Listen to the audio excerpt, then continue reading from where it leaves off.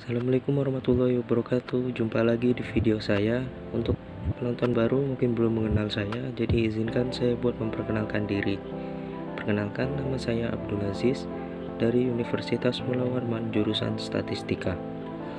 Pada kesempatan kali ini saya akan memberikan review singkat mengenai materi karya tulis ilmiah. Sebelum masuk lebih jauh tentang karya tulis ilmiah, mungkin kita harus tahu dulu terlebih dahulu, apa sih itu karya tulis ilmiah? Jadi, karya tulis ilmiah merupakan karya tulis yang bertujuan untuk memecahkan permasalahan-permasalahan dengan landasan teori dan metode-metode ilmiah. Kemudian, yang kedua, ciri-ciri dari karya tulis ilmiah. Yang pertama itu harus logis. Jadi dalam menulis karya ilmiah itu harus berdasarkan akal sehat. Kemudian yang kedua itu sistematis, yang dimana semuanya itu ditulis secara berkesinambungan. Kemudian yang ketiga tuntas dan umum, yang dimana isinya ini harus terperinci dan lengkap. Kemudian yang ketiga, suatu karya tulis ilmiah harus bersifat objektif dan teruji, yang dimana ditulis secara apa adanya dan dapat diuji kebenarannya. Dan yang keempat itu, karya tulis ilmiah harus baku dan bebas dari plagiarisme. Yang kelima, reproduktif, yang dimana penulis ini mampu memaknai sesuai dengan makna yang ingin disampaikan oleh penulis. Yang keenam, tidak emotif, yang dimana karya tulis ilmiah ini tidak boleh melibatkan perasaan. Yang ketujuh, tidak ambigu, agar karya tulis ilmiah mudah dipahami dan tidak membuat orang bingung. Kemudian yang kedelapan, menggunakan kaidah keilmuan, yang dimana menggunakan istilah-istilah dalam pendidikan. Yang terakhir, kalimatnya efektif, yang dimana agar penulisannya ini tidak berbelit-belit dan mudah dimengerti. Kemudian yang ketiga, struktur dari karya tulis ilmiah. Yang pertama ada halaman judul. Jadi dalam halaman judul ini harus memuat judul yang merupakan topik dari karya tulis ilmiah tersebut. Kemudian yang kedua ada abstrak, yang dimana abstrak ini merupakan ringkasan dari keseluruhan isi dari karya tulis ilmiah. Kemudian yang ketiga, pendahuluan. Pendahuluan ini harus memuat 5 poin, yaitu adalah latar belakang masalah, identifikasi masalah, pembatasan masalah, perumusan masalah, dan tujuan. Kemudian yang keempat, kerangka teoritis.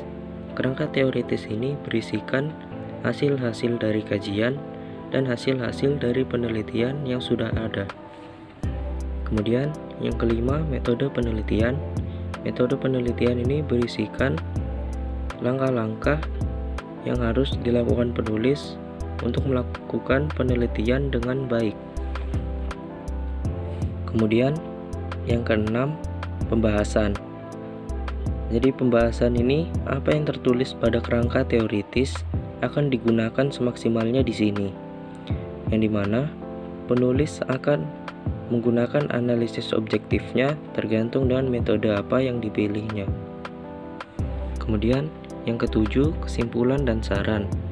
Kesimpulan merupakan pemaknaan dari awal sampai dengan akhir karya tulis ilmiah yang ditulis secara singkat, padat, dan jelas. Kemudian saran merupakan anjuran berdasarkan hasil penelitian.